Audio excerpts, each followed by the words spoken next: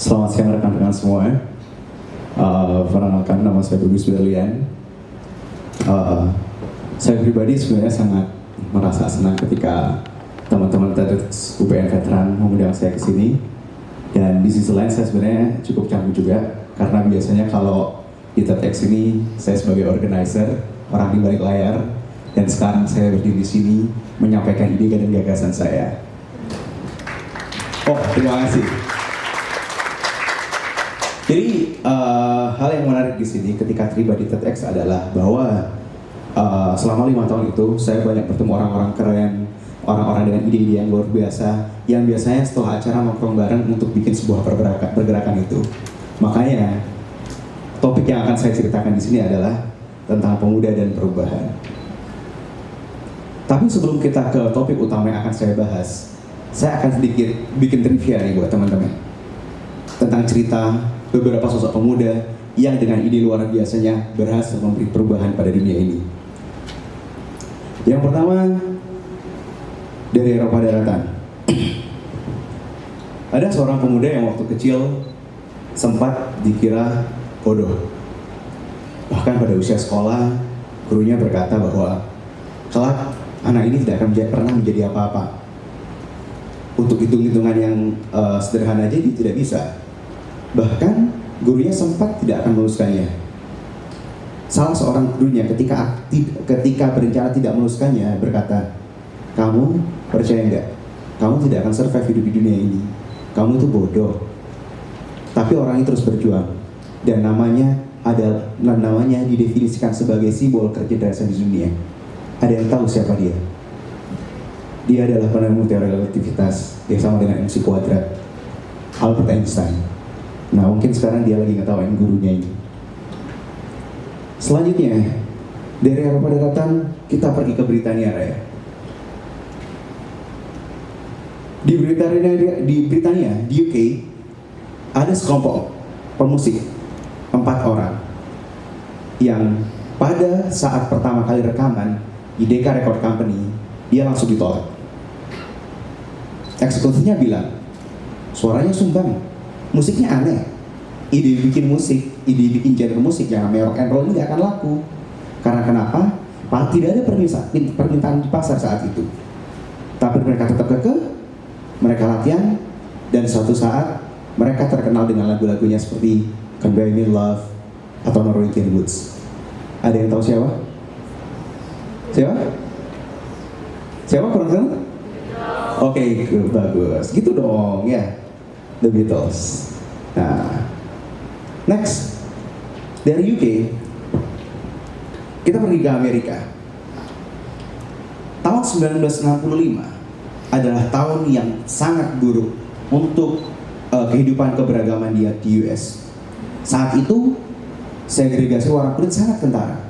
Mungkin sama kayak di Indonesia tahun 1998, di mana orang kulit hitam dan orang kulit putih belum bisa hidup berdampingan.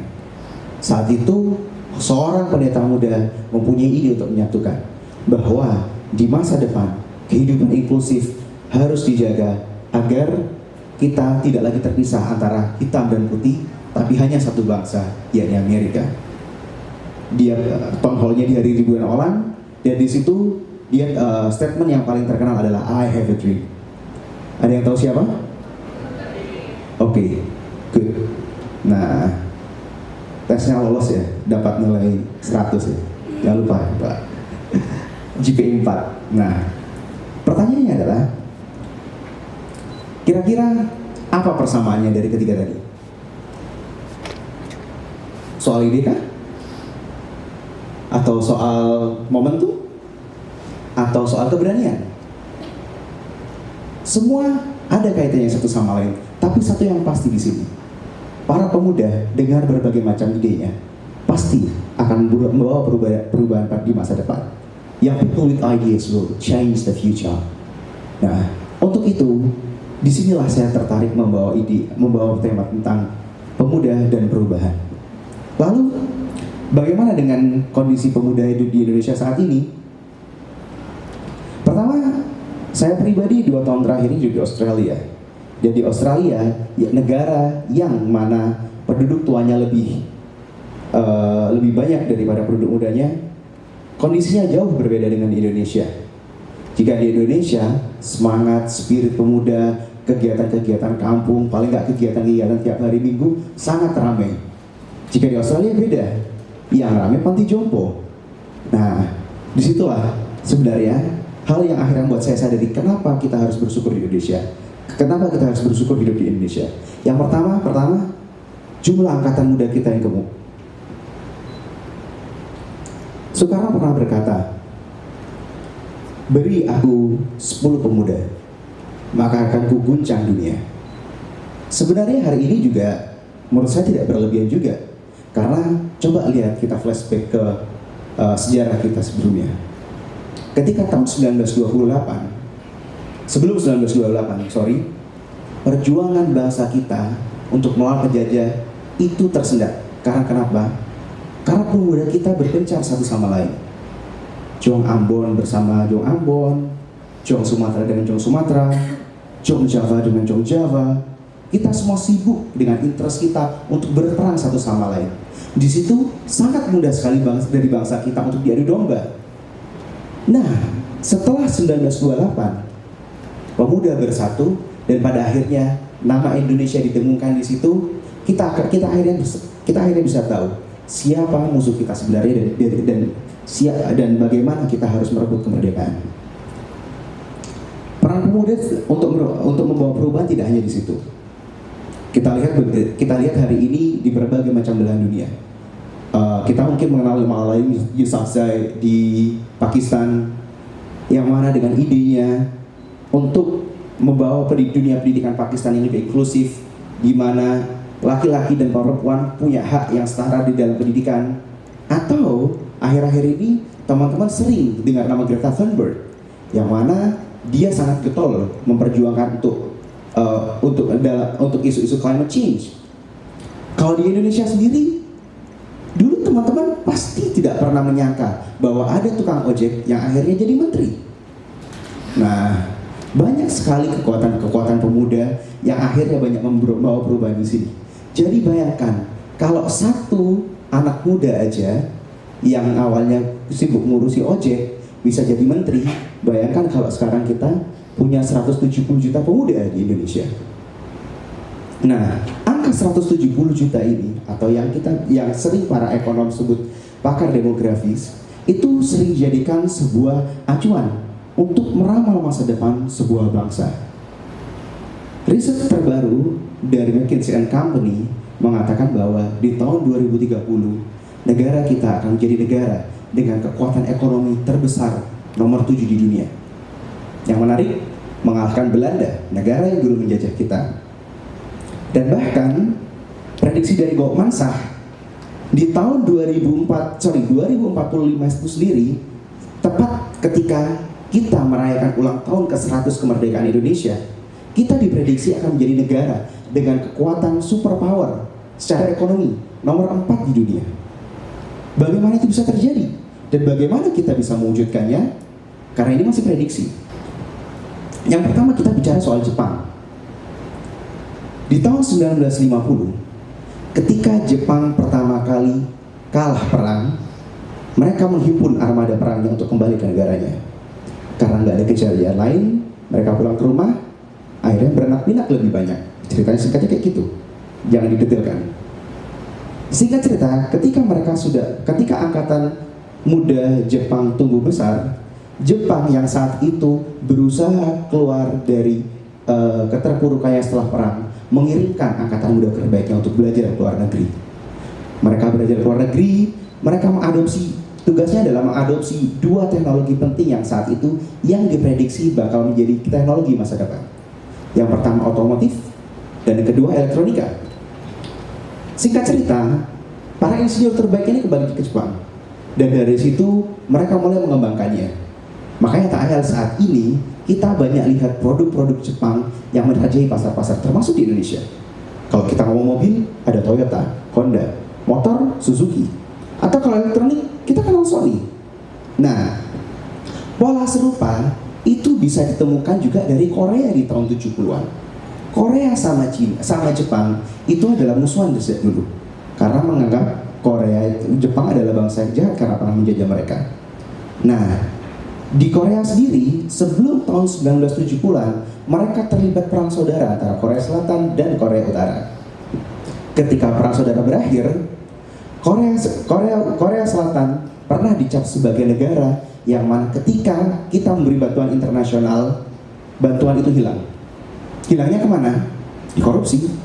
Mungkin sama seperti Indonesia dulu-dulu.